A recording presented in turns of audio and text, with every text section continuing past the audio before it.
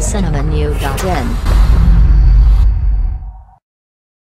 உலகில் பிறந்த ஒவ்வொருக்கும் அவர்கள் பிடித்த துறையில் சாதிக்க வேண்டும் என்று ஆசை இருக்கும். அமெரிக்காவை சேர்ந்த பிரபல ஆபாச நடிகை லீசாவுக்கு இந்த ஆசை வந்தது. அது ஒரு நாளில் அதிக ஆண்களுடன் உறவு வைத்துக் கொள்ளும் வெறித்தனமான ஆசை.